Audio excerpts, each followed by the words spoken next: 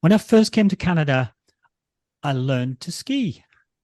Uh, a friend of mine who ran marathons with me suggested that as I liked endurance running and now skiing, I should learn cross country skiing.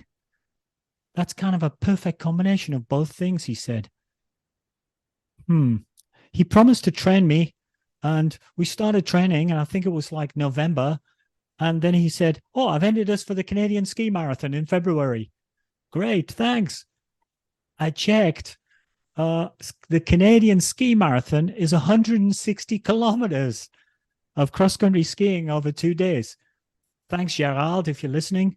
Um, but he trained me diligently, but my technique was really quite poor. Um, and hence, although I had plenty of energy and endurance, my speed was really, really quite slow for the amount of energy I was putting in. So the weekend of the race arrived, and the first day actually went pretty well. I completed the designated 75K on day one, um, and passed all 5 checkpoints within the cutoff times. On day two, it was a bit longer and I was a bit more tired. I reached the last checkpoint at the end of having done 142 kilometers. I reached the last checkpoint 3 minutes after the cutoff time, and the officials there would not allow me to continue. I'd done 142 kilometers of skiing and I was forced to drop out. I was absolutely devastated. It was just like a punch in the gut. It's a pretty tough pill to swallow after doing all that preparation and trying to be courageous and take on a challenge. And actually, very similar to one that our author had in today's book. And we'll talk about that later.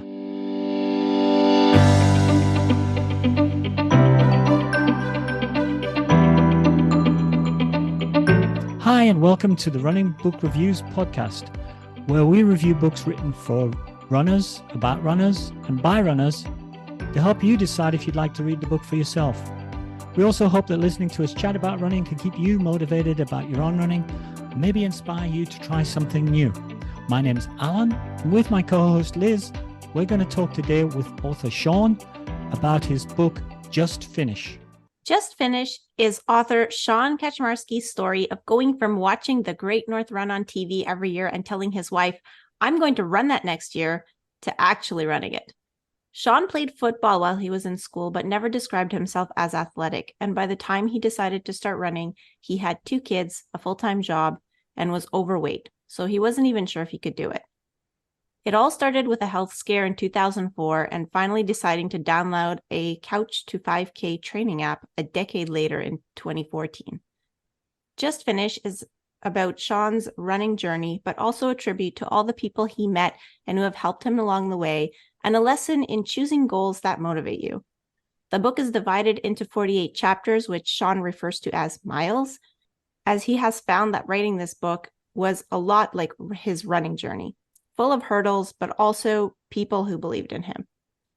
A little bit about Sean. Sean is a Canadian living in the UK with his wife and 2 kids. He considers himself ordinary, just like everyone else, and this is what drives him to want to help others believe in themselves and their ability to set goals and achieve them.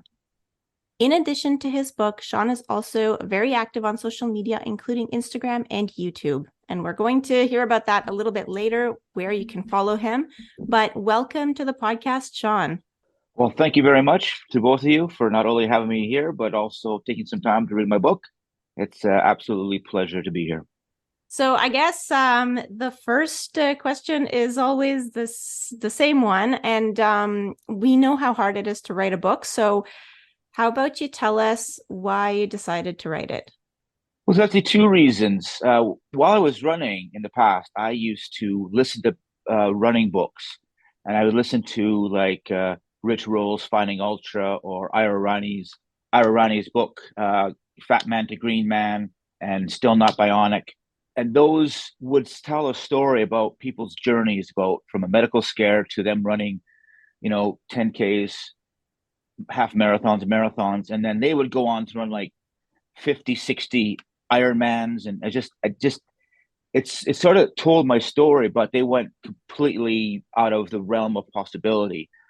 So that was sort of the thinking that I had behind. I have a story here, but that was as far as it went. But as I was going on this journey and experiencing these new milestones in my life and overcoming these obstacles, my friends would tell me, "Oh, that story is great. You should write a book." And then I tell another story to someone else, and he goes, "Oh, that's an interesting story. That motivated me. Can you should write that book?" So essentially, writing the book was very similar to me starting running. I like 8 years ago. I don't look like a runner. I'm a big guy. You said I played football in high school, and I did. But I did all the fat person sports. So it was the discus and the shot put and I never considered myself a runner. And so as I was doing the running journey, I was really suffering from imposter syndrome. But then the same thing was about writing a book. All during school, I had issues with grammar and spelling, and it was just a really tough thing for me to think about. So I just decided to start writing the book, and I just started off with I did it in chronological order, and it was really interesting because I was able to reflect on the highlights and go, "Wow, I can't believe I did that." I just kept writing, kept writing, kept writing, and then after about 6 months, I had this manuscript, and I thought, "Well, what the heck am I going to do with this manuscript?" And the key to a successful book, in my case, was get yourself a really good editor. And the editor just really challenged me to think about different word choices, and the rest is history. Wow. Yeah, that's quite the undertaking, anytime, but like you've never really like enjoyed writing, and now you're writing a book, which is amazing. But let's go back to your, like, I guess your beginnings as a runner, because I think that you're right. I think that we do have those books about these like complete flips, like people that started off maybe unfit or whatever, or they weren't athletic, and they turn into like just these running machines that Olympians or yeah, or Olympians and those world kinds. record holders, and Exactly. And the thing is that like the people like you are a lot more common, and nobody's really written that story.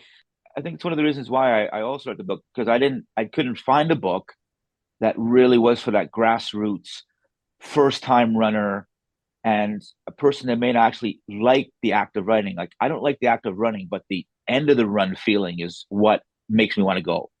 So yeah, it's there's no book around somebody who's just a normal person just getting out there and running. So yeah, I agree with that. Yeah. That's actually great that you say that, because I have a colleague at work, and she would start exercising because she wants to be healthier, and she starts exercising, and she starts on something and she finds it fun until she doesn't, and then she stops, and then she'll be stopped for like a while, and then she'll try something else. And over the years, like, because I've worked at the same company for like 8 years now, and over the years she's told me a few times like, "Oh, I'd like to start running." But it's nice that you say that, like, even though you don't like it, like there's something about it that you like, and it's the end result. So whatever it is that you like about running, I think if it motivates you, then it's great. But maybe let's just start with where you came from. Before you started running, what was your lifestyle like? Well, it was sitting in front of the TV, picking crisp shards out of my navel, and drinking full fat cokes, and eating takeaways, every weekend, having a cheeky McDonald's but not telling anybody, uh, just slugging along, getting fatter and more out of shape, and running upstairs and being out of breath, and just not living a healthy lifestyle at all. Yeah, can we just like rewind there? You said full fat Coke. Like Coke just doesn't have any fat in it. It's just sugar. So you mean full sugar, right, full Alan? sugar Yeah, well, Coke. yeah, Yeah, but we Is I this knew I knew what he meant. Like full bore, like doesn't have the yeah, word diet on it anywhere. yes, That's Okay, what he okay. meant. Oh, okay, 56 okay. grams of sugar, yes, and having like 5 or 6 a day, and it's just not good, not good. Okay. So that was my life. That was pretty much it. That was every day, work your hours and come home, and eat your tea and just sit and watch TV and just exist. Yeah, Mm. reading your book, it looks like you had some kind of health scare in 2004. And sometimes when we talk to people, they would they would say, "Oh, I had a heart attack," or "and then I transformed my life." But in fact, in the book, it seems that you had a health scare in 2004, but you only started really running in 2014.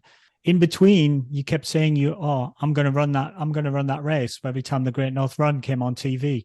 But it was just kind of a running joke. Yeah, it was absolutely a running joke. It was Yeah. because I still get motivated when I see the London Marathon, and every year I'd see the Great North Run on, and I tell my wife one day, I said, I'm going to run that next year. And she, of course, it was the first time she'd laugh. And then every year it would be just sort of a chuckle and because they'd be like, oh, I'm going to run. I get really quite motivated and, almost get it Mm. up on the computer and almost enter and never do. And because I had no concept of how long a half marathon was. Um, you know, the winner of the marathon would be announced and their time would be announced. Like, oh, that's not bad. I had no concept of time or mileage or training or what it actually would take to do that. But I said, what I saw was people on there with, big people, small people, all size people doing it. And I said, well, I could do that, I think. And Mm. I never did it. And until I had my health scare, I decided to start that journey that I never thought I would end up at the start of the Great North Run. But then you started the journey, like I mean the running journey, your first the first time you downloaded an app was in like 2014. So that was like Yes. 10 years later. So was there something in between that that you tried or maybe not stuck with or Yeah, it was all about motivation. It was like, oh, every Monday was diet day and they go for walks and running was never ever in my vocabulary at all. But then by that time we had some kids, and so I was playing with the kids and we'd run around with the kids, and that seemed to me the only exercise I would need, but it wasn't the right type of exercise. And I think it was all like your friend. It was all about the motivation. What motivation did I have to start running or changing my life? There wasn't really any until I had the health scare. A lot of people like you or ordinary people, people we talk to who are not crazy geek runners like Liz and I are, will say things like, "Well, actually, I'm not a runner. It's not for me." The term we often hear is, "I'm not a real runner." I did some jogging, but I'm not a real runner. And it's almost like the think there's some sort of exclusive club that you've got to have, I don't know, a special pass to get into or something. Um, did you kind of go through that, sort of intimidated by the skinny people and I will tell you, I it's been a while, but I still feel that way because, like I said before, I don't look like a runner. I'm always last, and I tend not to run with people because I always feel like I'm holding them back. I don't. It's something that I really struggle with the idea of that imposter syndrome and I don't really belong here and that sort of thing. And I got over that with the running bit, but I'm going through it again with my triathlon journey that I've just started from scratch again. But it always sticks with you that I don't know what I'm doing and I don't deserve to be here. And until I finished, the story of my book and my journey, then I'm more comfortable with calling myself a runner now, but I would not volunteer that information in a room full of what would you say other to runners. people who are listening to this who maybe have that kind of feeling? Because it's very common. Mhm. Yeah. My only message, I think, to start off, I think it's very important that please do not let a health scare be the catalyst for you to start your running journey or your active lifestyle journey. That's the wrong time. All I can say is that you should start your journey when you want to, but it comes to down your motivation. And in my day job, I'm a personal development and well-being trainer at this print company.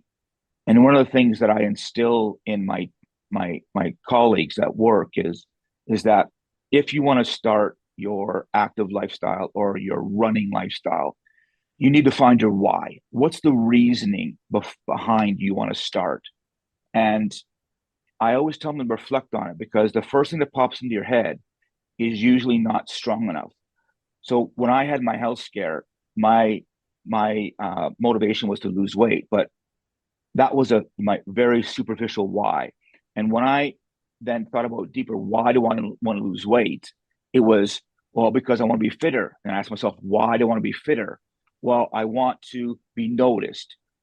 Why do I want to be noticed? Well, I want my kids to see me. Why do I want my kids to see me? Because I want to be a good role model for my kids.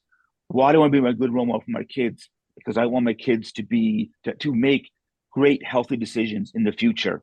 And why do I want that?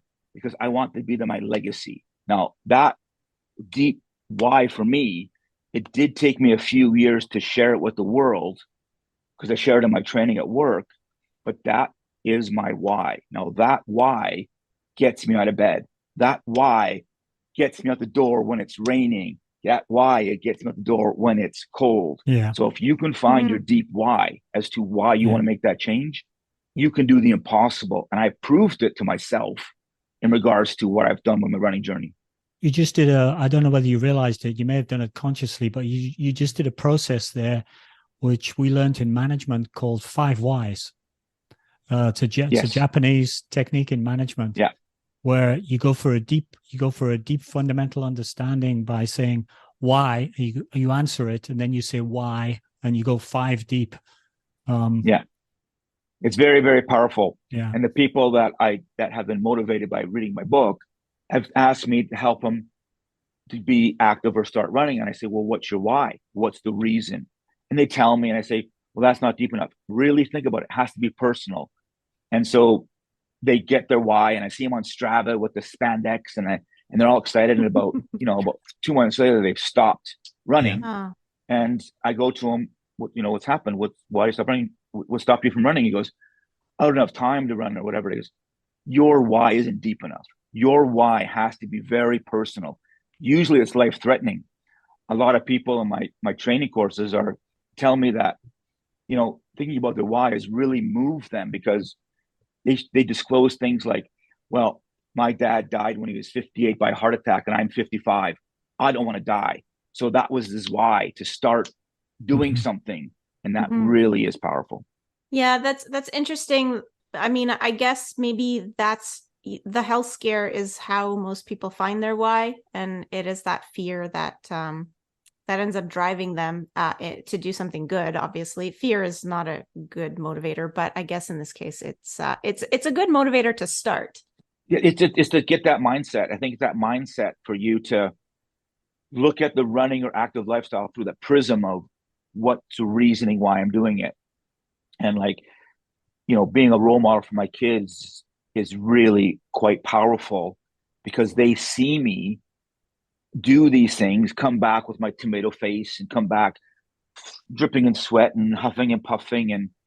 And I've never, ever sort of challenged my children to live an active lifestyle, but, just me doing what I'm doing. My son, comes up to me about 3 years ago and asked me if he could work out in my gym. And I never asked him to, I never told him to, I never even pushed him to, but he sees me doing that. And then he starts doing that for himself. And then how he's in there more than I am. And then a few years ago, my daughter comes up to me and says, hey, Dad, can I go for a run with you? And I'm like, of course you can. I never, ever pressured her. But once again, it's what they see, and what they see as important to me, they take on as important to them.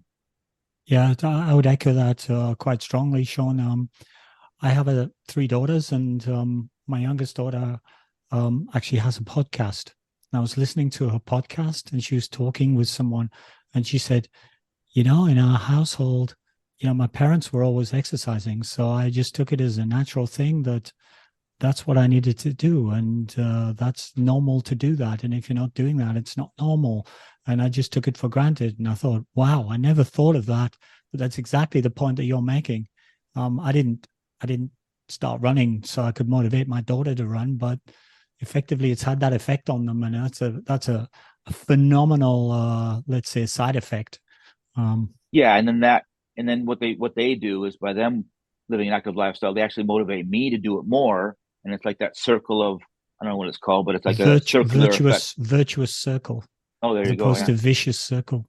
Yeah, Yeah. and it's just amazing for them to see them make healthier choices and pushing me when I'm having that full fat Coke once in a while. They're like, "What are you doing, Dad? You don't do usually drink." Like you feel guilty, and it's just really motivating, subconsciously motivating each other. But it all stems from me finding that why, and unfortunately, it was a health scare. But it shouldn't be that way.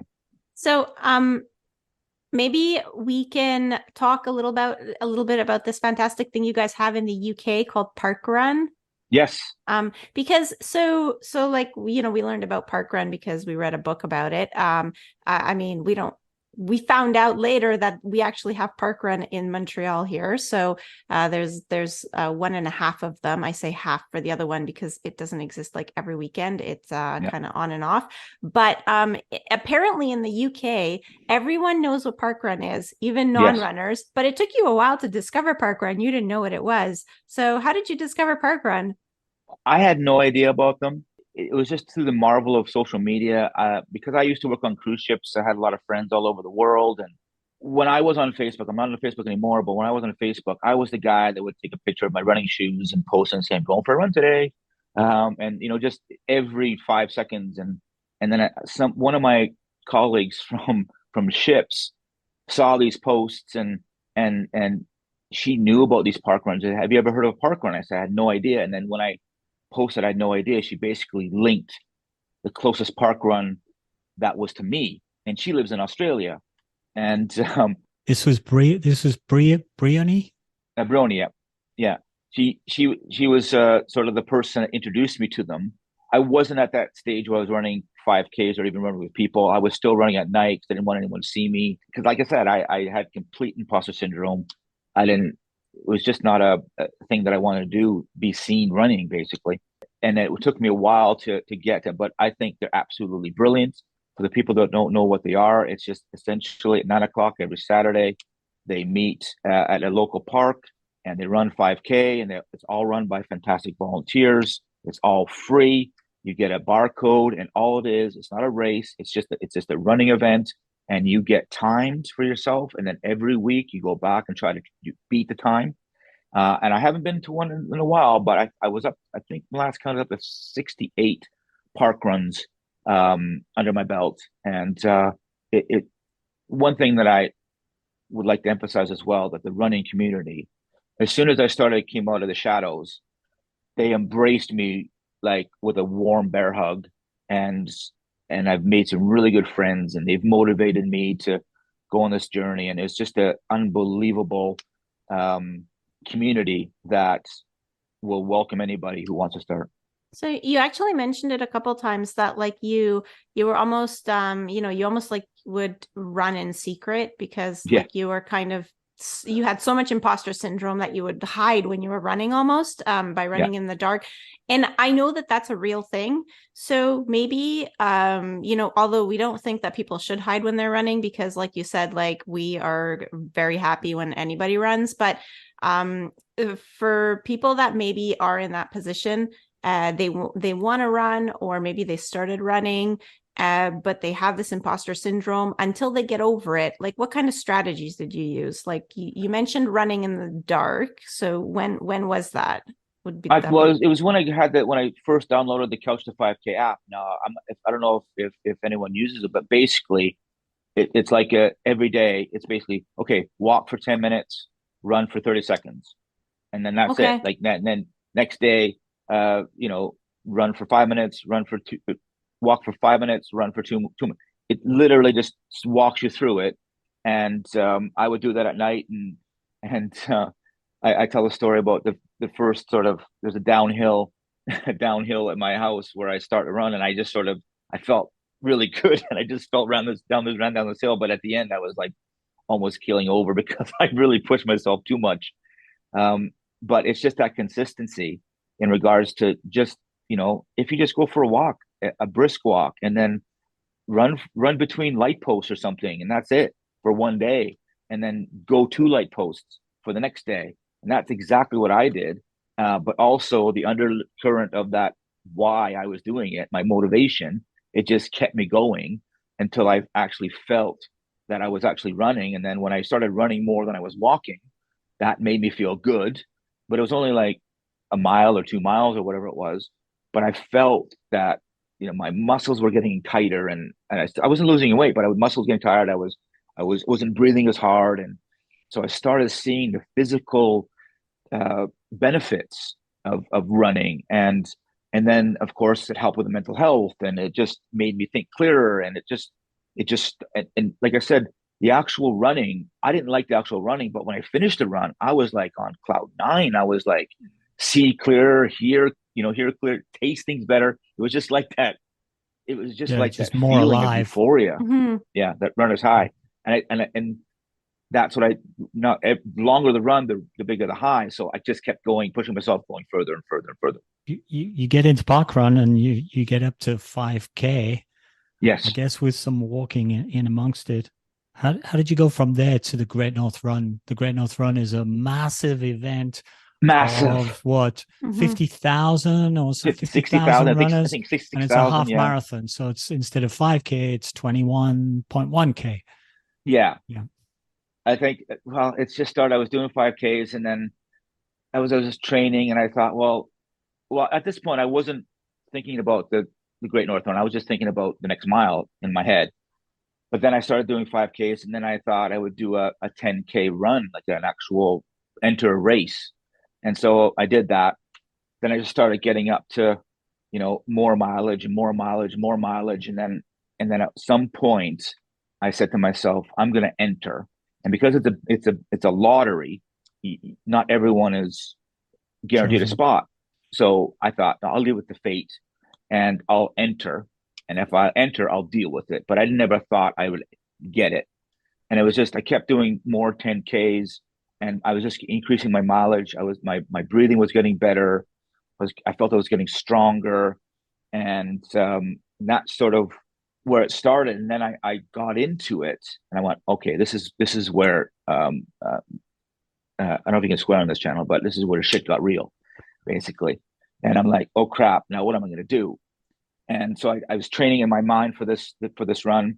But then I thought to myself, I don't really know how to run with people in regards to, like I did 10Ks and stuff, but Hmm. like that amount of people. So I thought I would actually enter the Blackpool half marathon, which is only about 3 hours away from us, and take the family down to Blackpool, which is like it's a city that has like the rides. And Kind of a seaside resort. Hmm. yes, they call it Yeah. Las Vegas, but it's nowhere near like a Las Vegas. But anyways, um, and so I entered that sillily. I started entering races, and so I had that as my first one, and then I realized I'd entered one the following weekend, which is I think Lancaster. So I had like three half marathons in 3 weekends, and Great North one was the last run. Oops. I was just like, so all of a sudden now I'm just like fully steeped in this thing. Now I've got focus, and then so I did the two half marathons, and I knew I could finish it. But this whole iconic Great North Run had always been talked about, like this event that was going to change my life and just be this epic adventure that is going to crescendo my entire running career up until that moment. And Hmm. and unfortunately, it fell flat in regards to that iconic feeling, because I'm such a slow runner. Didn't really feel that way for me in regards to the pageantry, and because being a last place runner or just wanting to finish, the examples I've given is, you get to the point where was told that, oh, the whole, all the people in the houses come out and give you oranges and jelly babies and give you snacks, and they cheer you on. And Hmm. but because I was near the end, all the jelly There babies wasn't. had been gone, and the And the orange slice has people been went gone, and everyone back started packing up their home. chairs. and Yeah. Oh. and then you hear about the red arrows flying over the finish, and it's going to be epic. And I was probably about, I don't know, hour and a half away from the finish. I saw the red arrows, but like they were so far away, I heard them, but I couldn't see them. Yeah. And then getting to the finish, people are saying it's like five people deep, and they're gonna cheer you on. And because I'm last. It's no, there's some people there yelling my name, and And then when you finish the race, most races, even in the black pool and the other half marathons, like the double extra large t-shirts are gone. There's no drinks left. It was just almost to the point that they're almost taking the gantry down. That's what I felt. They're taking the gantry down So the and big they're packing everything. anticlimax. The anticlimax, and I got really emotional at the end of it because I couldn't believe I was actually finished it. And I thought of myself watching it on the settee on the couch, Yeah. and that was I really choked up and I started to well and cry, and but there was nobody. It was just To wasn't share it with.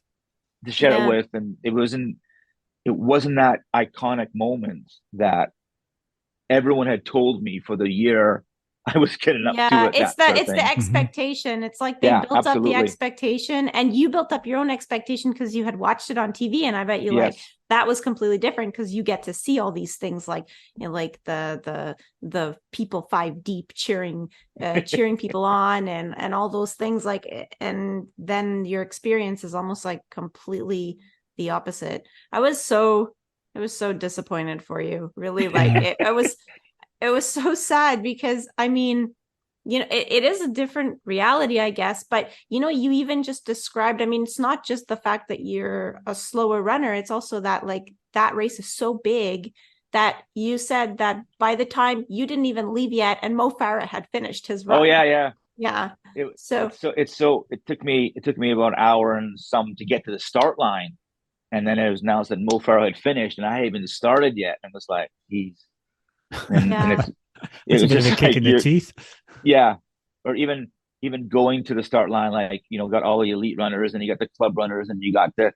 the sub 200, and I'm going way all the way to the back of this huge line, and it Yeah. just kept motivation kept going lower and lower and lower, but I had to just realize and reflect and be mindful of the fact that I'm actually here.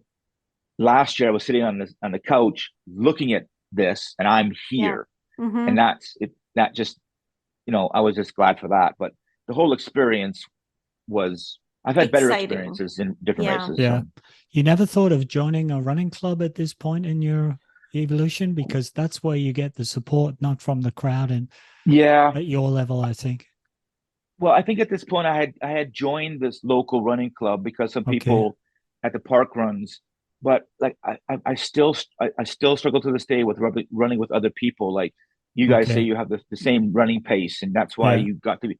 But I'm so slow that all people I run with most likely, and I believe can run faster, and I feel I'm just holding it back. Like Yeah. I'm always at the back, and Yeah. it just bugs me that even though it's, oh, don't worry about it, Sean, don't worry about it, we'll run with you. I want to be able to keep up with them and let them have a workout, but it's just that feeling that they keep Yeah, holding back. Mm. I have a theory about this because we're in a running club and we get every so often we'll get somebody join or we'll have an email from someone that wants to join, and the reality is that like we have one coach, and he also does the runs, so it's like he can't be spread over like several kilometers. He's just one person. And so what ends up happening is that most of us like will have like a few people that are like maybe not exactly our pace, but like sort of in the range. So like you'll see them or you'll be with them or they'll be just behind or something like that. And then you'll get every so often somebody that joins and they are slower than everybody else, which wouldn't be a problem if they would stick around, because eventually someone else would join and they would be just like the same pace as them and they could create a Yeah, little yeah. group. It's just the problem is they get discouraged and they stop coming. So by the time that we get like somebody else come and it's like kind of the same story, they end up like, well, the last person would have been perfect for them, but like they end Yeah. up not sticking around. And I understand why they don't stick around, because from your perspective it must be like, well, what you show up to these workouts and you're always by yourself, like that's no fun either, right? Like especially if it's 3 times a week, you show up 3 times a week to group runs and you're always like running like everybody's The whole pack is already. waiting for me to catch up to them, and Yeah. they did. I did go like consistently, and because I made some good friends, and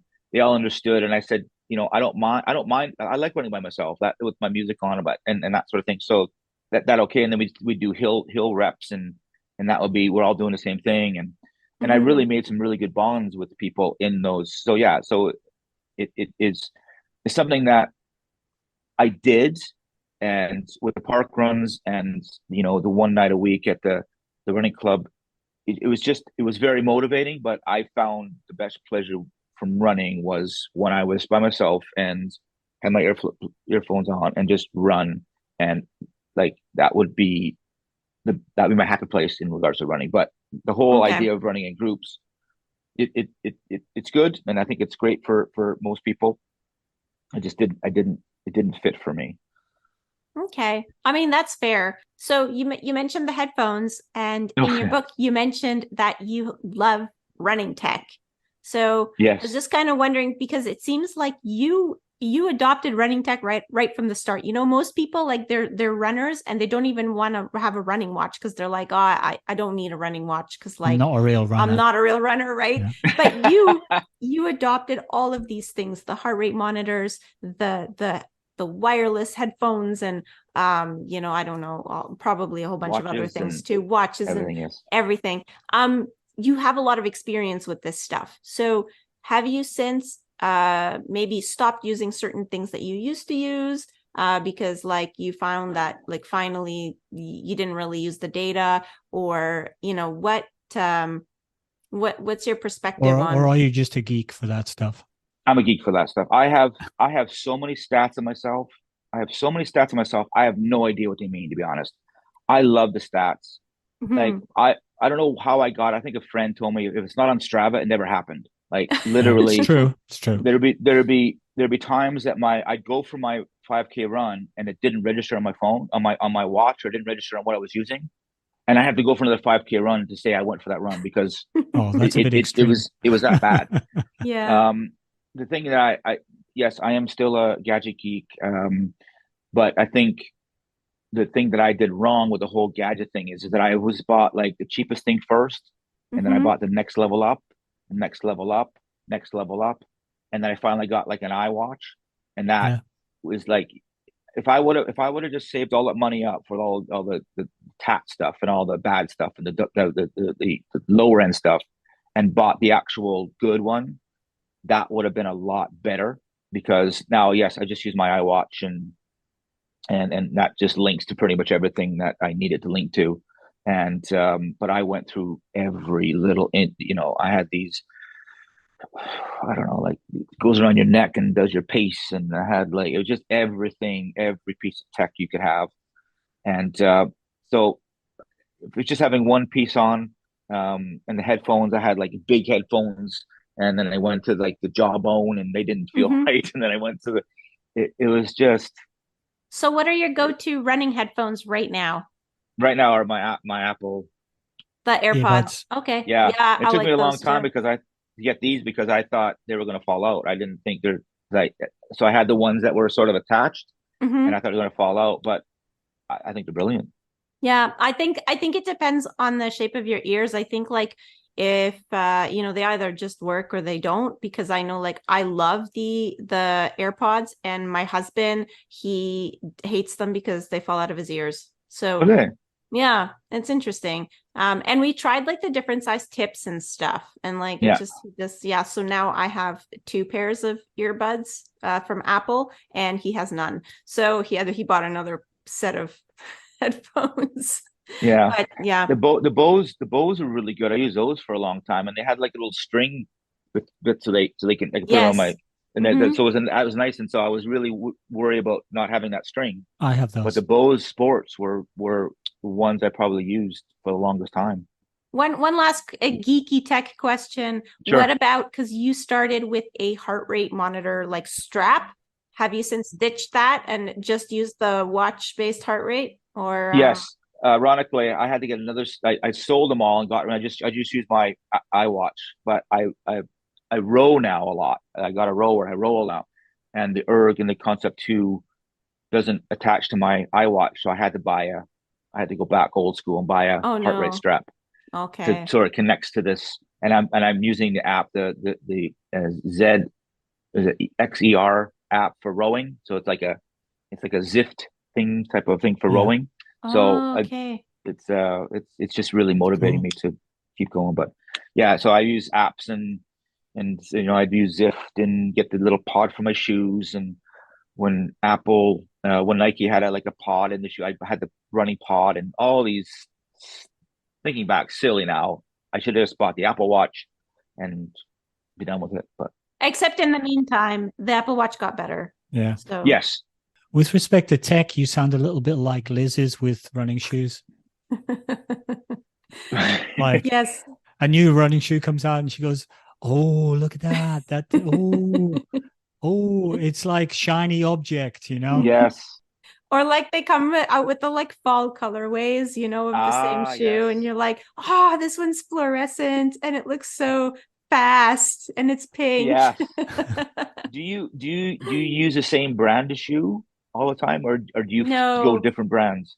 no, I don't. I actually like I think that right now most of my shoes are Saucony brand, but like I have no allegiance to one brand. I look around at all the models. It's Oh, do it's you? it's kind of fun to change up as well. hmm Well, when I first started, I was only Nike. Nike was the only shoe because I love the product. I love the how it looks and that sort of thing. And I started off with the Nike Boeing shoe, and then I realized I read up that shoe is not really great for running because you can turn your ankle very easily on the specific shoe. So I think it was Brony who suggested go to the sweatshop. There's a running store in the UK here and get your gait analyzed to see what type of shoe is best for you. hmm So I did, and they get you on a treadmill and that sort of thing. And then they said they bring out some shoes, and they brought out some shoes, and none of them were Nike. And I'm like, okay, I don't know if I can do this. So I tried Brooks and the Brooks Glycerin series, hmm and Hmm. they were awesome. Like they Good. were absolutely brilliant, and they were like support and comfort. And so ever since then, I've only stuck with Brooks. Like I had the 17, I had the 19, and then the others. So I Yeah. only stick with Brooks, but I do try to find the brightest color when they do come out. So Yeah. when the new brightest color comes out in the specific shoe, I tend to try to Yeah. invest in that. I have this thing about not trying to run in the same shoe two days in a row. So I What? have several Really? shoes Wow. and change them over. The idea being not to get into a kind of a rut in any one shoe. That's the theory. Wow. Um, but that also means that you've got to have at least three pairs of shoes. So And you can three go shoe jobs. shopping. Yeah. and And three three jobs to pay and for three them. jobs to pay for them. Yeah, so I'm the opposite. I wear a pair until they can't rerun anymore, and I then have to say to my wife and say it's time for another pair. And that's it. I probably get a good year and a half, maybe 2 years out of a good pair of shoes. Okay, so your first marathon attempt, just changing it up a little bit, your first Yes. marathon attempt was the Manchester Marathon. That didn't end well. It was kind of what I was referring to Yeah. in my story at the front end. If you didn't get, you probably did get the comparison. So tell our listeners about what happened at the Manchester Marathon, very first marathon, humongous challenge, next challenge. What happened there, and then how does that contrast with the Edmonton Marathon that you did afterwards? Well, I just need to back up a bit because the word Yeah. marathon was never even in my mind. Okay. I thought the Great North Run was going to be the pinnacle of my career. hmm But because that didn't really pan out, I just kept running more half marathons. And I had a lot funner experiences in half marathons just very, very quickly. There was a half marathon in Nottingham that also had a marathon with it. And when I finished my half marathon, there were people five deep and they were cheering for me, which was completely different because what was happening is the people that were finishing the marathon were finishing the time that I was finishing my half marathon. So everyone there was cheering for the winner of the marathon, and I got swept up in that wave. Makes sense. hmm Great. So, anyways, so someone was talking to me and had mentioned, so Sean, when are you going to run a marathon? I went, no, no, no, no, I'm not. Don't even say that word. That's a bad word around me. And he goes, no, no, no. Well, Sean, listen, like what, 2 years ago, you said you'd never run a half marathon and you've done like 12 of them now. Like you're telling me that you're not going to run a marathon. I'm going to bet you're going to run a marathon in the next 6 months. I'm like, no, no, no, no chance. Then that little seed of that word was planted because by this time I was running marathons, and dare I say, a half marathon was easy. I don't like that was I could do it. Like there was Yeah. no stopping me. And so I just that seed just kept growing, kept growing, kept growing, and then I decided that okay, let's see. And so I decided to enter the Manchester Marathon in the UK, and so there we go. Training just was like a light switch went on because I had not only that legacy motivation, that why that I had to keep going, but then I tried to use a mind trick that I would focus all my energy on and seeing me finish the marathon, seeing the gantry, seeing me finish that marathon, and every single time that I went out for a run, I would see myself finishing that marathon, and I would use that as a mindset for me to finish that marathon. So I would always trying to find a run that finish the run on an uphill because I knew it was gonna be tough. So and I'd sprint up that uphill and I'd say at the end that was me, and every run was focused on that gantry. So I entered. It wasn't a ballot, so I got in right away, and I basically just trained. And I was very weary on if I could actually finish the distance because I'd never done that amount of distance before.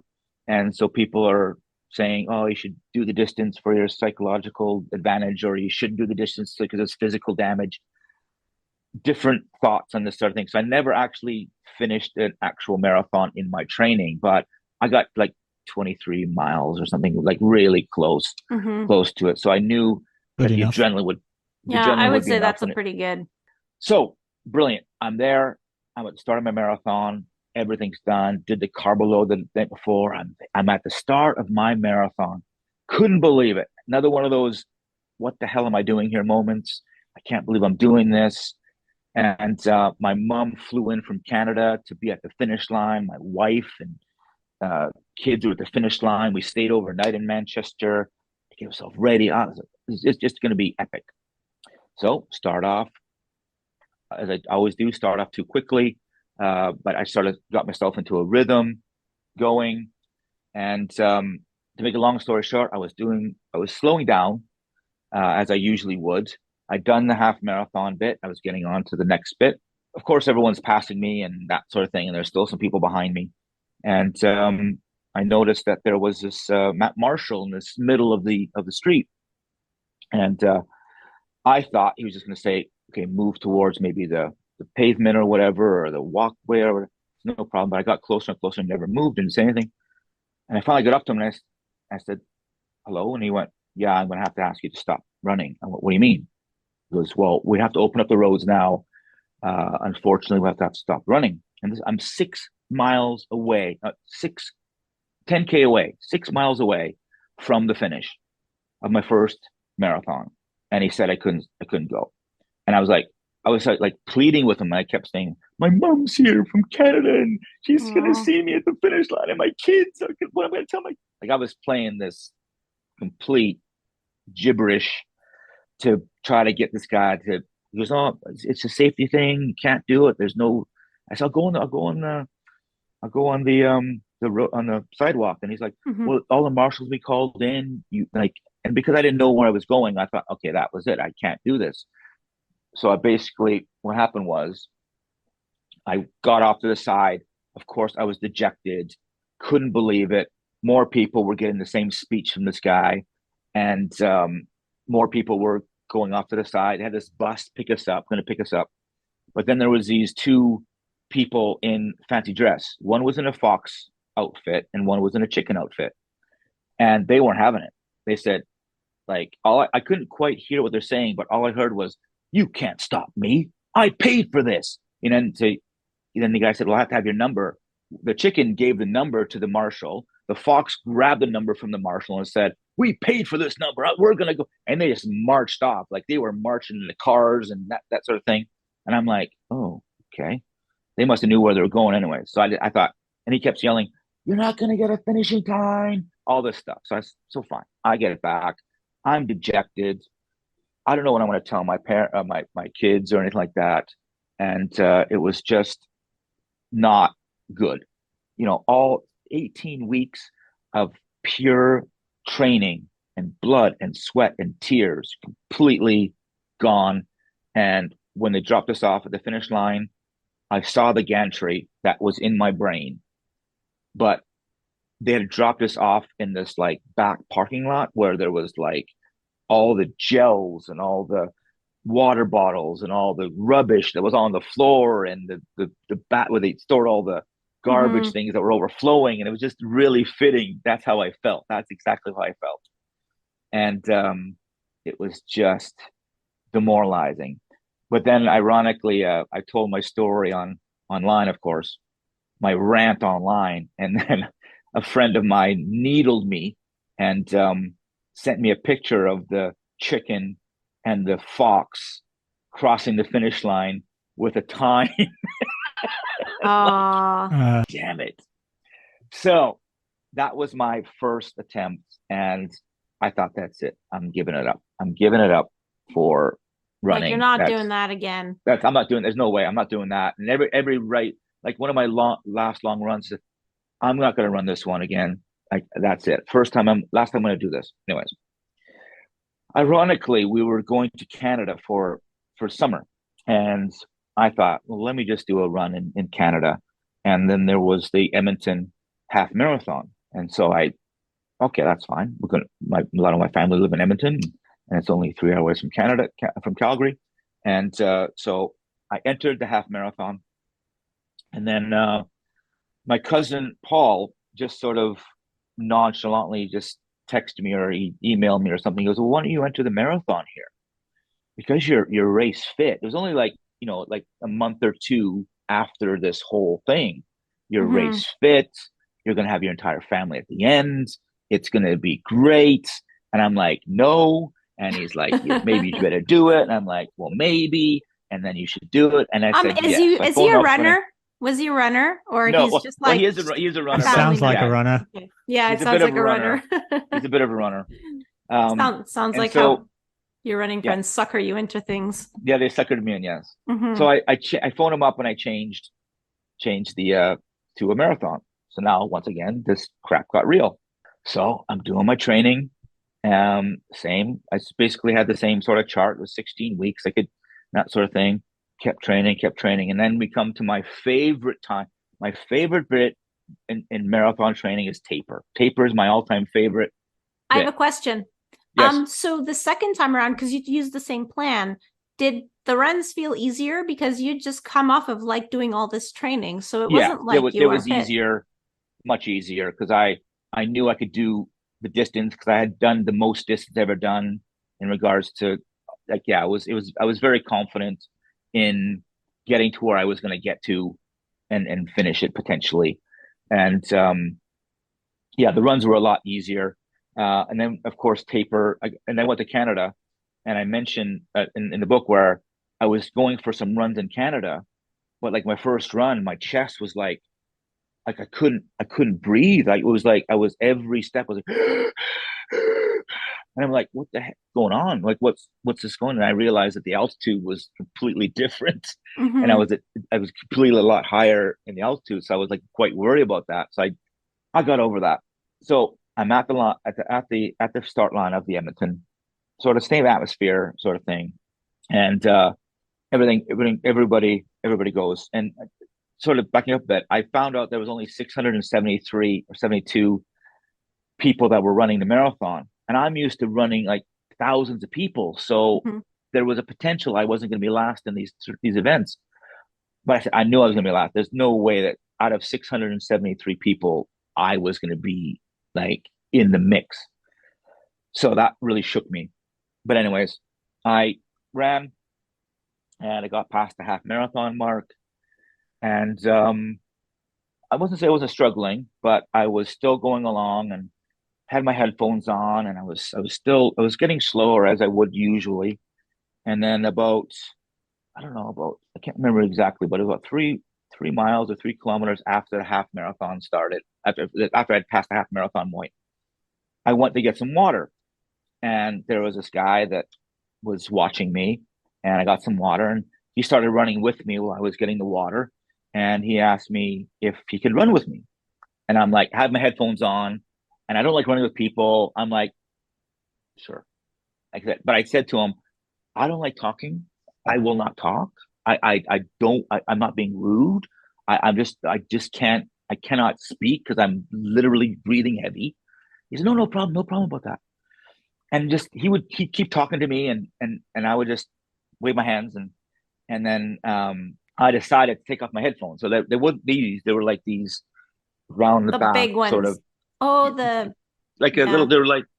they were smaller, but they weren't quite the big ones. Anyways, they went on. So I put them down, and we just started talking. And he would jokingly say things like, "Oh, the turnaround is just up here, just up another block, and it's just the turnaround point is just another block." And it became a joke. Like I've been running for like 5K, and he's like, I said, "Where?" I kept saying, "Where's the turnaround point?" He goes, "Oh, it's just up here." And so that became a joke. But then we got to start talking, and then we finally got to the turnaround point, and then came back, coming back, and then we came to the water station that he had picked me up at, and he made the decision that he wanted to keep running with me.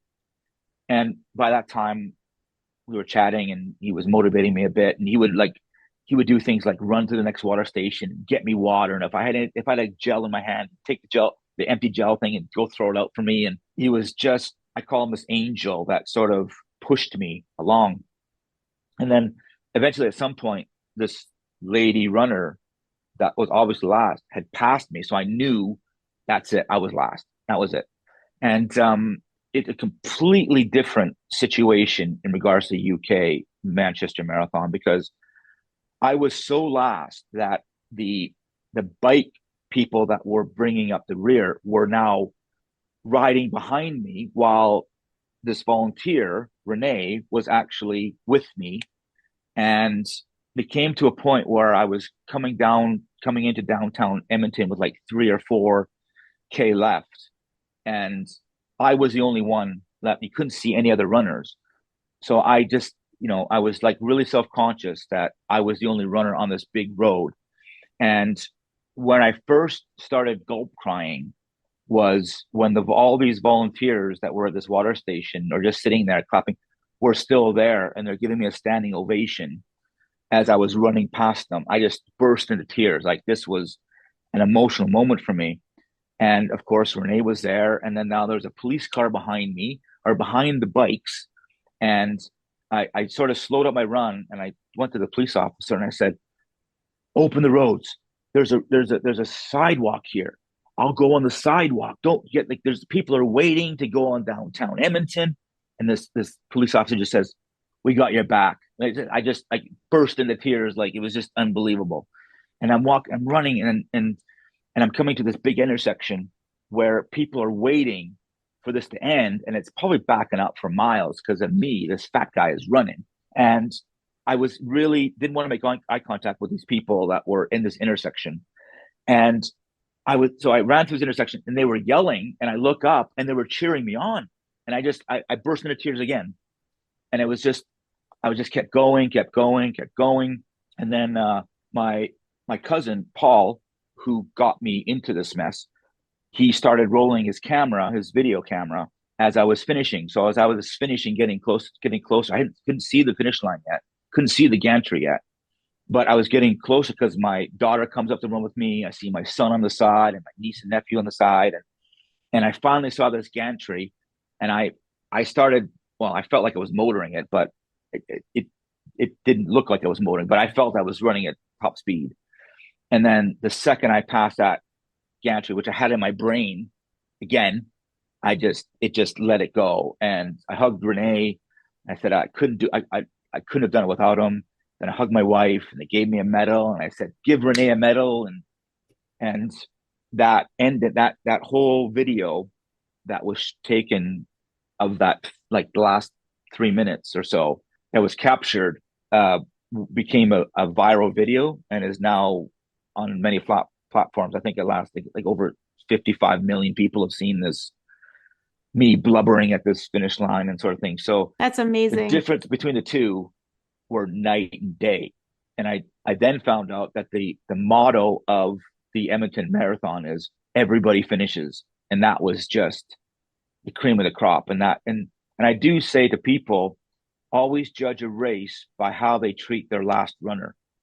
And it's important to realize that the organizers need to realize is that there are people that will spend 5, 6. It took me 7.5 hours out there.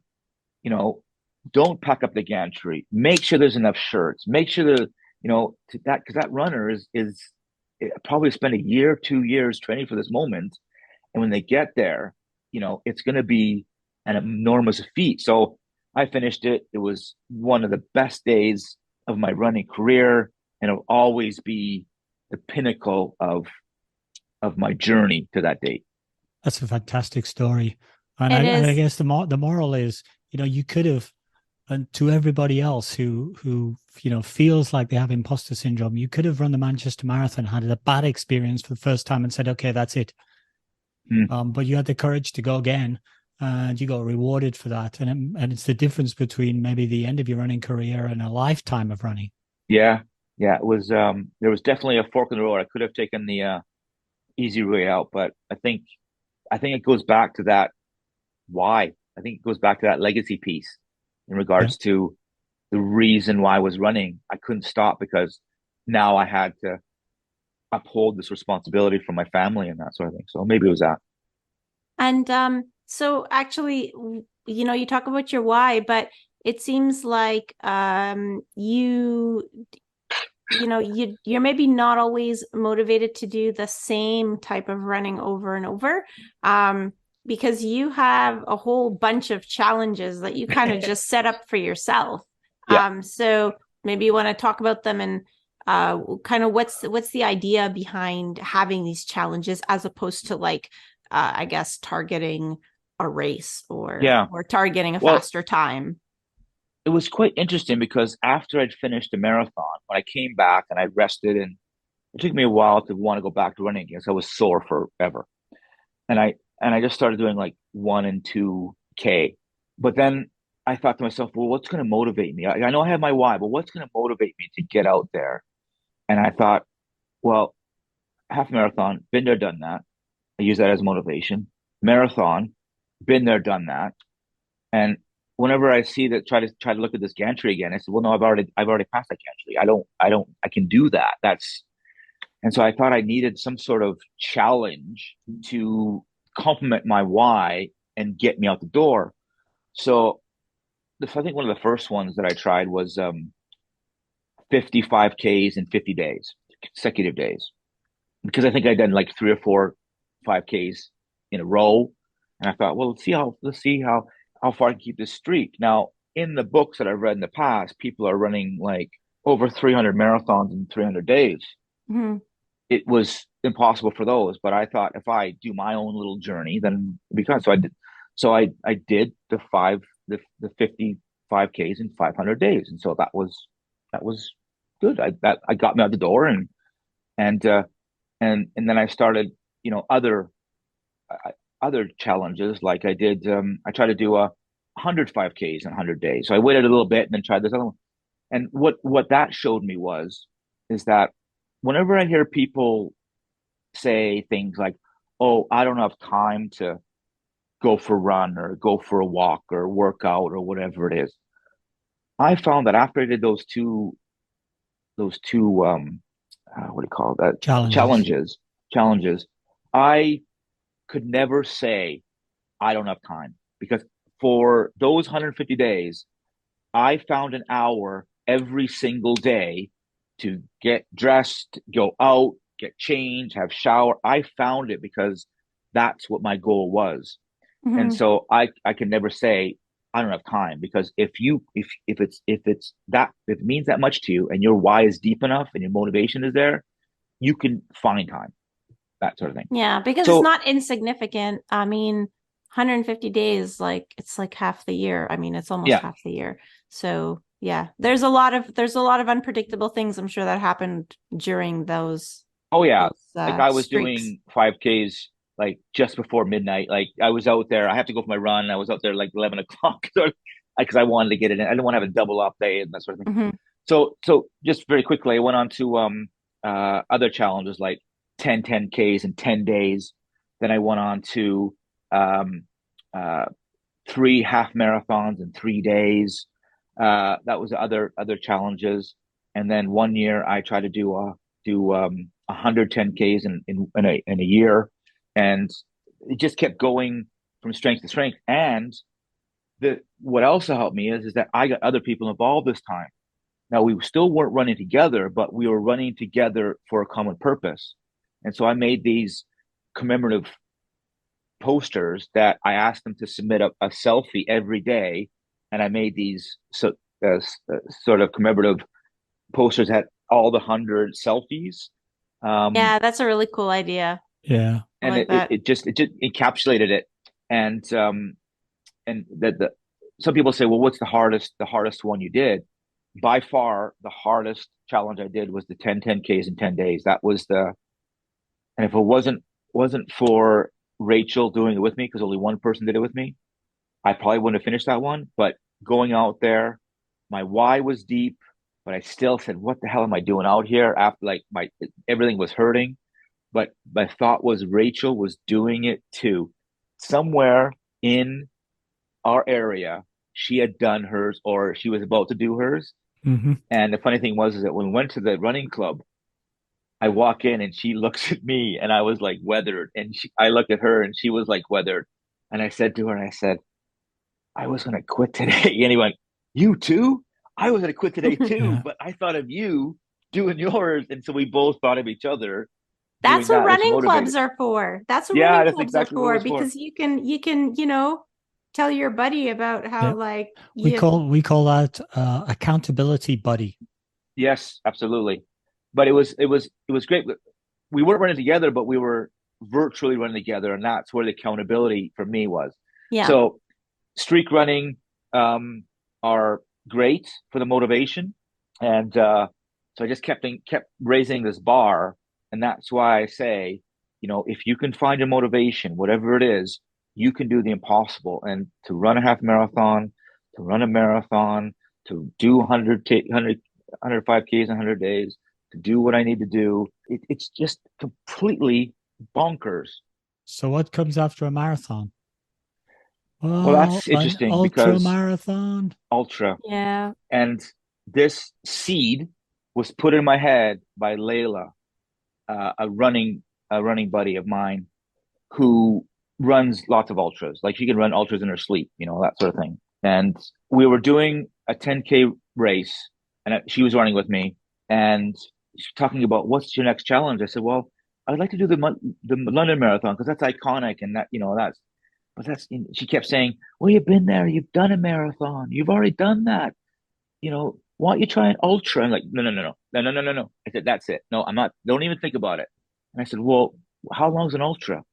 She goes, well, it's any number over a marathon. And I said, well, like what? He goes, well, 50K, 50K ultra. And she said something like, it's only like 13K over whatever it was. Like it was a number, just a very small number over a marathon. Hmm. And of course, that was a seed. Do you mean to tell me that if I just run that extra 5 or 6K or whatever it was, I'd be considered an ultra marathon runner? She's like, yeah. And so that's what that seed was. That was that little seed that grew into this. Holy crap! I'm going to run a freaking an ultra marathon. And so, what did I do? I secretly searched for one that fitted my parameters, and I entered a ultra marathon, a 50K ultra marathon. And this was a different level of training because there's lots of different thoughts and videos and concepts, and I think the one that Layla was really pushing and the one that I thought was about time on legs. It was about the amount of time you run. It wasn't Hmm. the distance. It was because like go run for an hour and see how long you do. Go run next day, run for another hour, see how you run. and you just go, you run for 2 hours. It wasn't about the distance, it's about the time. And like I would do double runs. So in the morning I would do like 10 or 12K or 15K. And then I would in the night I would do another 10K. And it's just about getting the Time on amount of feet. time on legs, that sort of thing. Yeah. So I entered this and training was great. I, once again, had it on my wall to, and Layla was there for motivation And how did you come up with your training plan? Like, did you find it online, or did you put it together yourself, or did like Layla put it together for you? it was a Frankenstein. It was like bits of everything. I Okay. took little bits from my training for marathon, just sort of switched it up a bit with distances and times. And I never went for another like 23-mile run. I never did those long runs. I just did a Yeah. lot of running, and I'd rest and I'd go out again to run on tired. I was trying to run on tired legs. That was the Okay. Yeah. whole Great. thing. But Uh, before you finish the story about ultra yes, marathon, just press pause there because you just touched on your training program yes, and you used to write them out by hand. And yes, basically, they were little like works of art that have all the comments on them and how many miles you've done. And I think I got the impression that you like frame them and put them in your man cave in in yeah. your basement or whatever. But I kind of love that concept because Liz and I, we talk about doing the training for a marathon where it was sort of, we've been trying to run a fast, for us, a fast marathon. And we talk about doing the training and we say, we try to divorce the training from the event. And the training is a reward in itself. And it's something that you get pleasure out doing in itself. And what you kind of did, and I didn't realize this, and it just kind of came to me when I was reading the book. What you did is you made that into your certificate as a reward, effectively as a reward for achieving the training block. The training block is a challenge in itself. Yeah. Most people fail there. They get injured or they don't complete the training and then they go, okay, I better bail. You actually made the training plan into a work of art as a certificate, which was kind of a reward, a recognition of your training, which was a fantastic concept. Well, thank you. I think it was. I just like the fact of putting the numbers on the thing, like on a calendar where you got a date and you got like putting X's on Yeah. it. Yeah. Mm-hmm. But I was putting numbers on it, and I think subconsciously I was getting motivation by getting close to that end, but also seeing all that hard work. It's like checking the boxes on your Yeah, checklist. Like, okay, done that, done that, done that. Yeah. but then I put the running numbers, and I would add them up, and I said, oh, I did that. And I compared it, and then I know it's good on an app, like talk about tech and stuff, but it was just visually putting it up and seeing it every morning on the Mm-hmm. fridge, saying, okay, this is what I'm doing today. I need to get that mindset. When I get back from work, I need to go for this, and then having in that just that stare in my face. And I think you're right. I never thought about that. That's like a certificate saying, this is all the hard work. Like you talk about the iceberg. Yeah. That's under the water. That's all the Almost stuff your no one sees. graduation certificate. Yeah, and Mm-hmm. then you give it, it's a good reflection pieces too. Yeah. But of course, after that, after the graduation, you have to take the exam. The exam Yes, is the yeah, run. yes, Except and that the exam result doesn't take away from the fact that you did the certificate. Exactly. Yeah. yeah, and that piece of paper actually shows me how this medal came to be. Like that Yeah. that medal I get is like that represents this, and it's just an interesting. I still have them somewhere, and because I don't think I've ever run a marathon again, I think that they're just really good keepsakes, a good reflection piece. Great. So now Back to your 50K. the Oh ultra gosh. marathon, is that something that you want to remember, or how was that Not experience? really. I'll be honest. You got It it was done. It was rough. yeah, I got it done, but it wasn't nice. I became a person that I didn't want to be because Layla said she'd run it with me. And first of all, I said, okay, fine. And she runs marathons like or half ultra marathons. So she said, no, I'm going to stand by your side, no problem. Okay, so I got over that fact that I'm not holding you back because she's there for me, whatever. I just became somebody that became an asshole, basically. It was just like everything. I knew about the wall, and I don't know if I ever hit the wall, in doing the marathons. I'll be honest. I don't think I ever hit the wall. I hit the wall 3 or 4 times in this damn ultra. And first of all, I was walking a lot, and I got in my head, you know, if you walk an ultra, are you an ultra runner? And Layla goes, yeah, you're an ultra runner. Mm. I'm like, no, you're not an ultra runner. You walk an ultra distance. It's not, you're not ultra, And so, but I was walking, but I was also running. So that's the first thing that if I walk this, I'm not an ultra runner. So why am I even walking this? Like that was going through my head. And then and then of course my watch at the time, it wasn't an Apple Watch. It was a Garmin. My Garmin dies, like because I was out there for so long. My Oh. Garmin dies. Now all of a sudden it's not on Strava. I'm like, what the hell am I doing here? It's not going to be on Strava. And so like That's true. they're saying, Yeah. well, don't worry, you got your phone, don't you? They're like, yeah, but it's a Frankenstein. I have to put these two things. I just became an ass. And Mm. then we get to the point where the marathon would finish, but there was still extra time. So I was told that when they do an ultra marathon, they don't really measure it out. They guesstimate as to how long it's going to be. I'm Yeah, like, what? standard Do you? ultramarathon stuff. Yeah. Yeah. And I'm like, I did Approximate one of 50 those. kilometer ish. yeah. Yeah. And that ish was the bit that pisses me off because Mm. I said, I want to see 50K. I'm stopping when I say 50K on my phone. So we get to the finish, we get to the start point, and there was still 6K left, right? Hmm. And then the organizer comes up to me and says, I'm sorry, but we're going to have to stop you because we're done. We're like, you're last, and we're not, basically, don't want to wait for you. We don't want to wait for, because it's going to be another hour or so. We're Hmm. not going to wait for you. And I looked her straight in the eye.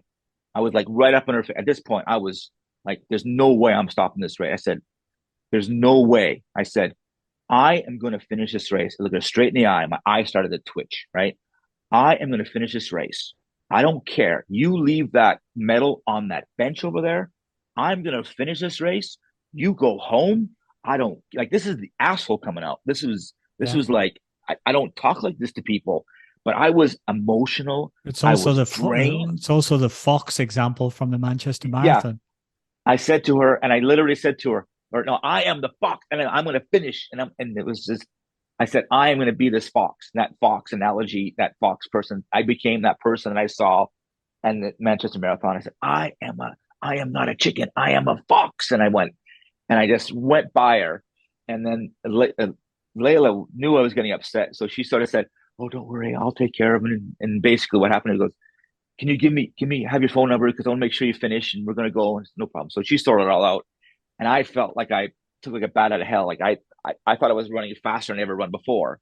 And then all of a sudden the whole, Good motivation. yeah, well, it was motivation for me. And I probably only ran about probably 100 meters. And all of a sudden my legs went, what the hell are you doing? And then all of a sudden the heavens opened up because it just started downpouring. Oh no. It was like Galapagos Island rain. It was just like coming down. And so I kept running. And then all of a sudden, I don't know, with about 6K left or what it was very, I haven't even got to the turnaround point. My body just said, that's it, Sean. No more. Like this was the third wall I've hit. And I literally was slogging and just like shuffling. And I almost went to this water bit and I just like almost started crawling, but I just like, I couldn't finish. And I kept saying to Layla, I kept saying, you guys get an Uber. You guys go and let's get a taxi because that sort of thing.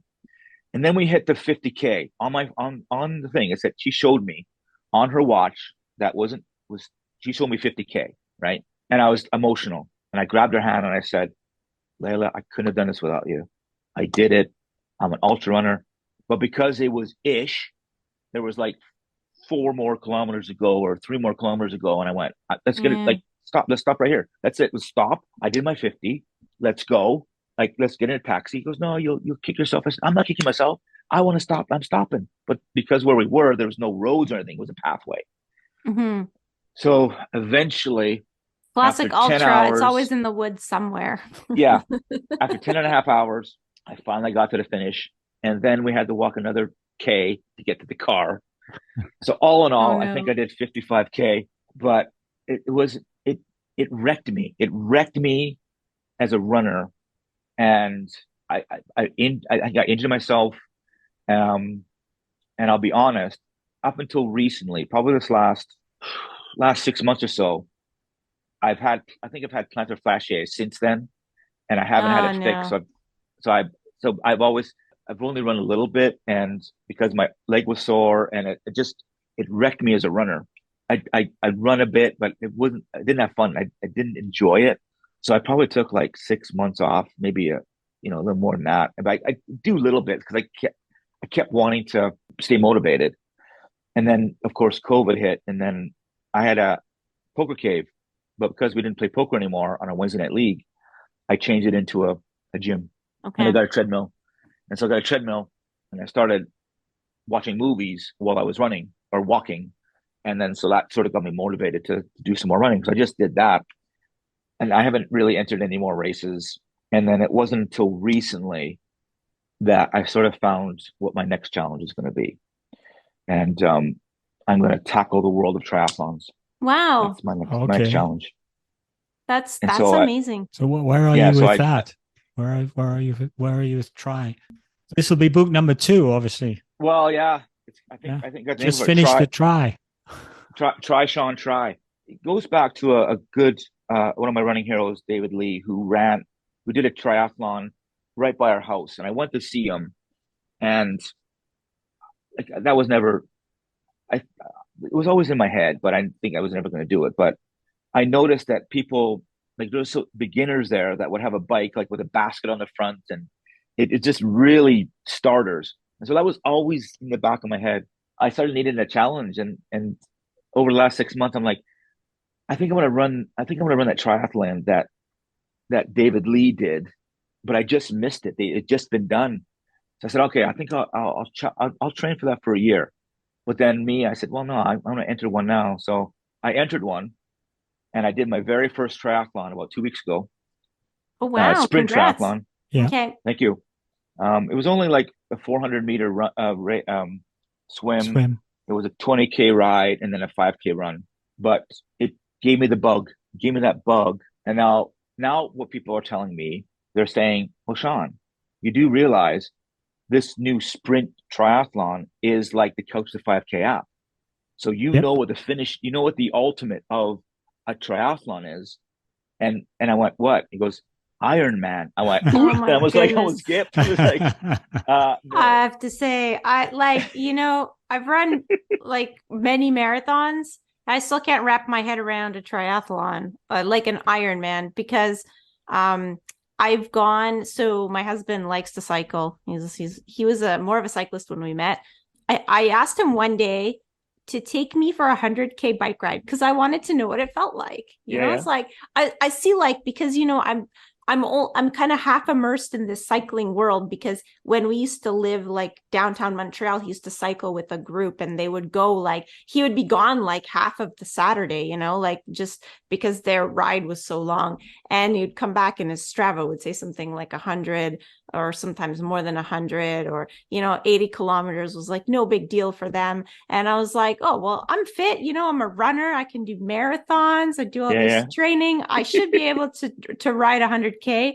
And oh my goodness, like my bum was so sore. Like those last 30 kilometers were very painful. And Yeah. I haven't done one since. So, and putting them all together, it just means that, well, not like then after that, all of that biking, like you got to go run a marathon. I can't wrap my head around that. Like it's just. The good thing about triathlon is it's got lots of tech in it. So you're obviously a tech fan. I think you've just opened up Pandora's box of technology there. Yeah, I've got I need a tri suit, and I need a bike trainer. You need a bike trainer. You need a Zwift membership. Yes.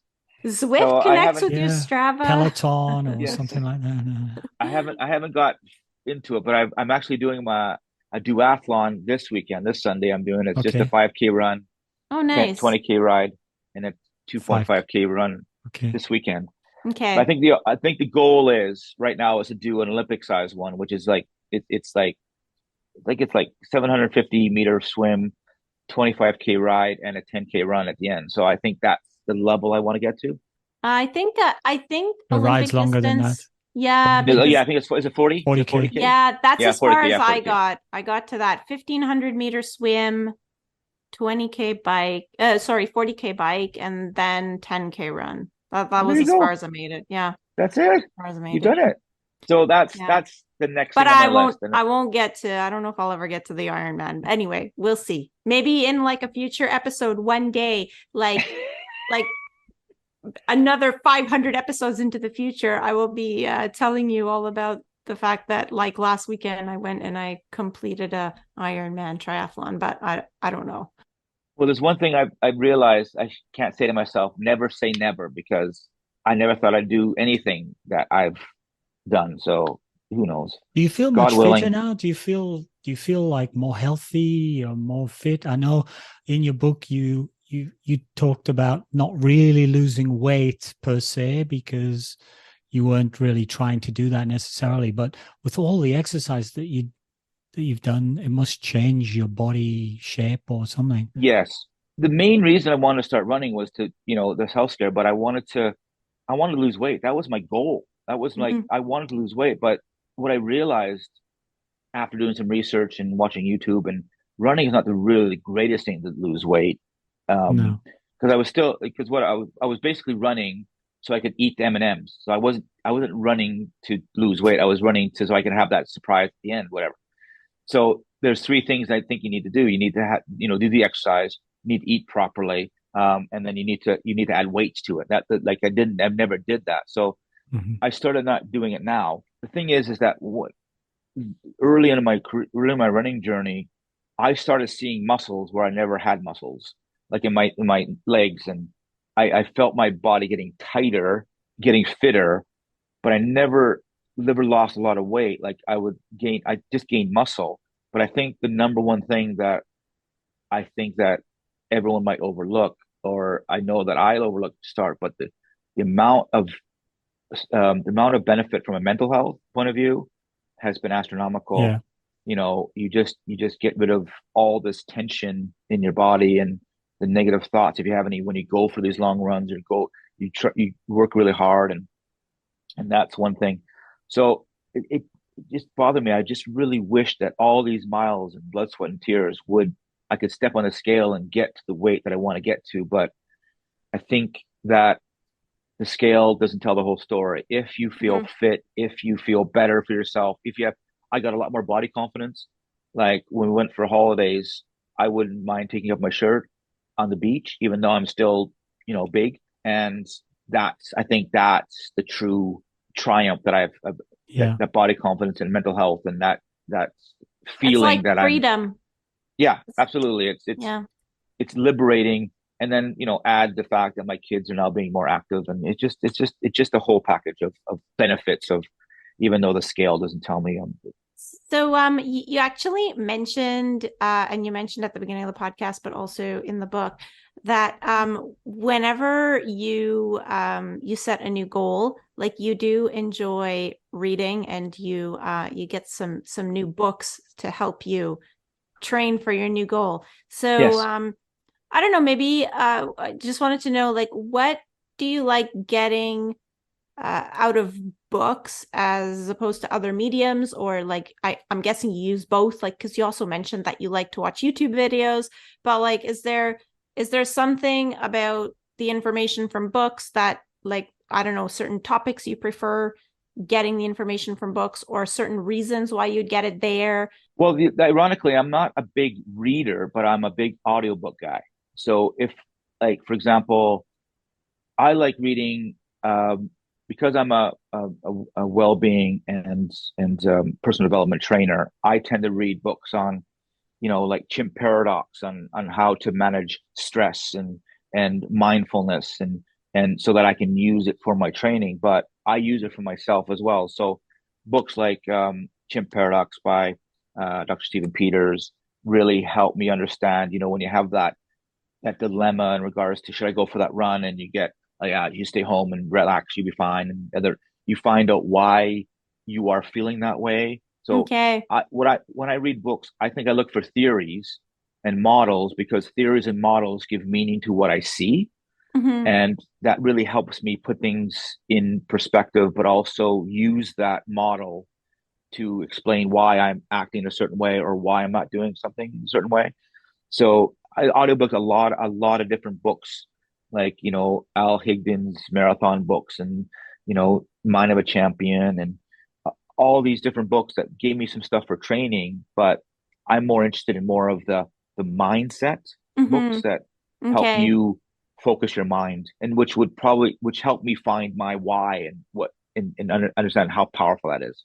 I don't know if because it's a bit like that for me, so maybe I'm just projecting, but maybe that's kind of like what it is for you too. But I find that the YouTube videos are great because like you can see something or you can get some information, like let's say I don't know what types of workouts to put into your marathon training plan, for example. But then the book will most likely give you all of the background information about why you're doing that.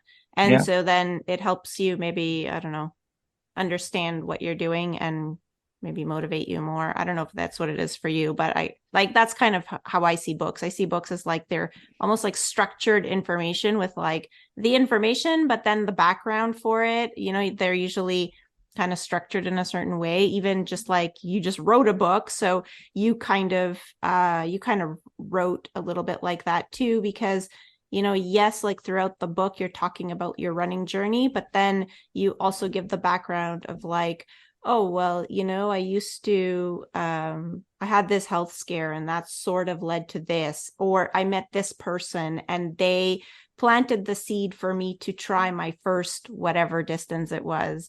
So I don't know.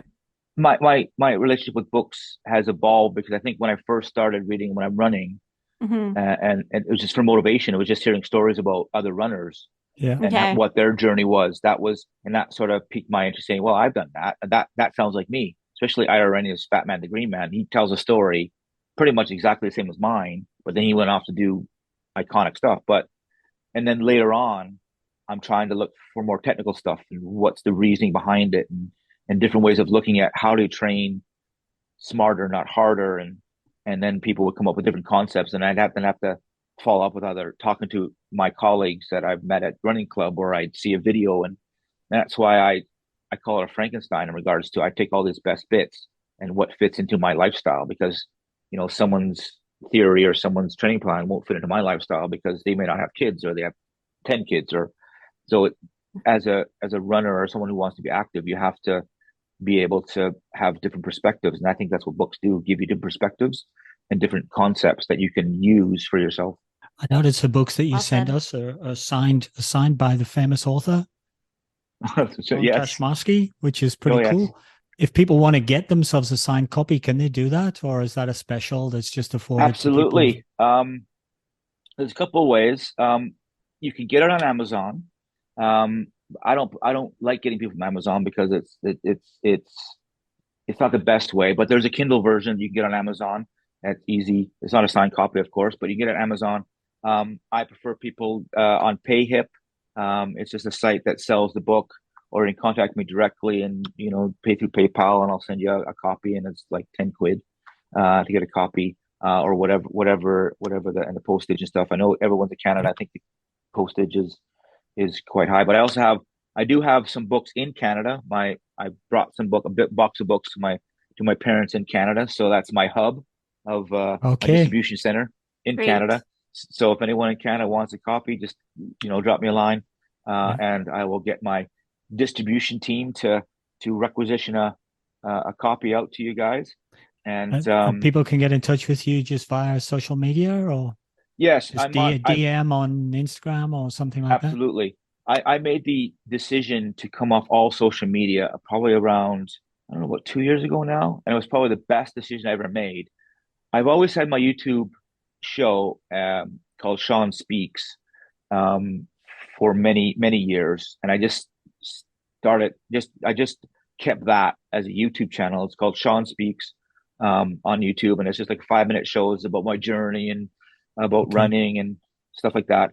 But I just recently went back onto Instagram. You can find me on Instagram with at Sean Speaks on YouTube.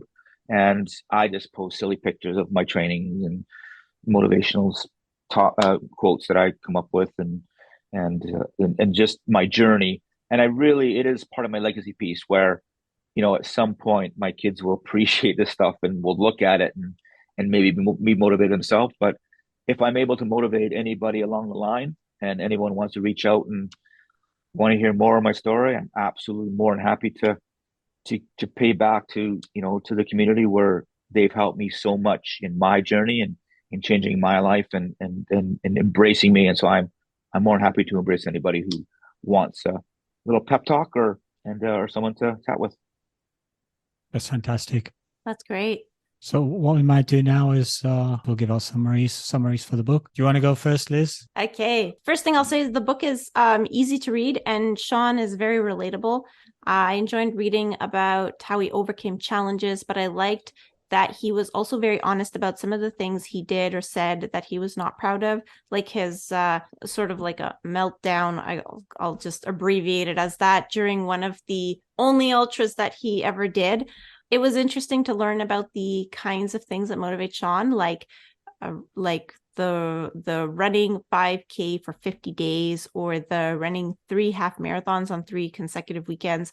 So, I mean, it just goes to show you how many different ways there are to run and to keep yourself motivated and to enjoy what you're doing. And, that gave me a different perspective than, let's say, I guess, kind of what I've been doing the last few years, where like I'm just trying to hammer out this goal marathon that I want that just never happens. There are other ways to stay motivated to keep on running. One idea that I might actually use with a group that I'm currently coaching is one of Sean's ideas about the selfie collage. So I thought that was brilliant. I mean, that's so great. And it captures that moment in time for those people. And I thought that it was really great that at the end he had it framed for each one of them, which was like such a great idea. About the book, I guess physically, I'll just say the cover photo. So initially, like the cover looks a little busy, but once you read the book and you know the story behind the cover photo, it fits the spirit of the book. And it was a great choice, actually. It was the perfect choice, I think, after reading all the running experiences that Sean had. And it shows really what the running community is all about. And that's, helping each other, inspiring each other, and helping each other get over that finish line. And I guess I'll just say thank you for giving us signed copies of the book, Sean. Yeah, they'll be worth a fortune when you're super famous. When you overtake Taylor Swift in the social media standings, we'll be able to sell those books for God knows how much. Except that I'm not selling them because it's like running shoes. I hoard books in my bookshelf. That's like true. It's got to stay. Me too. When I do my 10th Ironman, you'll have my book. So yeah, there you go. Great. We'll have an original copy of the first book. It'll be 5 books in by then. Yes. So my summary, you summed it up pretty darn well, Liz. But just my thoughts were, it's an easy read. First of all, the chapters are very short. There's 48 of them in a normal size book, so it keeps the pages turning, which is really cool. There are a few color photographs inside the book as well, which is nice. They're not too many, but they're quite meaningful, as Liz points out for the cover photograph, for example. Something that I've mentioned already, Sean treats his written training logs like works of art or a certificate of honor, which is a great concept. That's another good little thing you can do to motivate yourself. A good thing about the book and an interesting thing about the book is Sean doesn't transform into some kind of super athlete, doesn't go off to the Olympics after getting up off the couch and putting his McDonald's down. Doesn't go off to the Olympics. He just keeps plugging away, and he creates challenges for himself to keep himself motivated. And to that extent, it's much more accessible. It's much more real. It's much more meaningful for somebody who is just an ordinary Joe, like most of us are. What I would say is, if you lack a bit of motivation, a bit of self-motivation, like most of us do from time to time, or you think you're not a real runner, everybody has somebody that they look up towards. We think we're runners, but then we look at Kelvin Kiptum running in 2 hours and we go, oh yeah, well, we're not a real runner like him. If you feel like that, ever feel like that, this is the book for you. That's what I would say. Get this book and read it because it speaks to you. It'll speak to you. You'll see yourself in there somewhere. Oh, thank you. That was very, very nice. Thank you. So we'll do our outro, but just thank you for your time, Sean. We really appreciate you spending time with us this evening, especially on a late nighter from the UK. Thank you for listening to another episode of Running Book Reviews. Big thanks to Sean for sending us copies of his book and signed copies, and for spending time with us today, even though it is way past his bedtime. If you'd like to leave us feedback about how we can improve the podcast or want to suggest a book that you'd like for us to review in a future episode, you can leave us a comment on social media. We are Running Book Reviews on Facebook and Instagram, and on Twitter, we are reviews_running. Please also follow us on social media to find out when new episodes are released. And you can also subscribe to the podcast on your favorite streaming platform. If you've been listening to us for a while and are wondering how else you can help us out, there are a few ways. If you are enjoying the podcast, spread the word, tell your friends, and share a link to your favorite episode with your running buddy. Also, you can leave us a review on Apple Podcasts if this is how you listen to your podcast, or you can rate us on Spotify out of 5 stars. And we're also on Buy Me a Coffee, where you can see some little extras of things that are not always book related. Sometimes they're just life related. And you can follow us on Buy Me a Coffee, and every time we post something, you get an email. So we're also running book reviews on Buy Me a Coffee. Bye for now. Bye.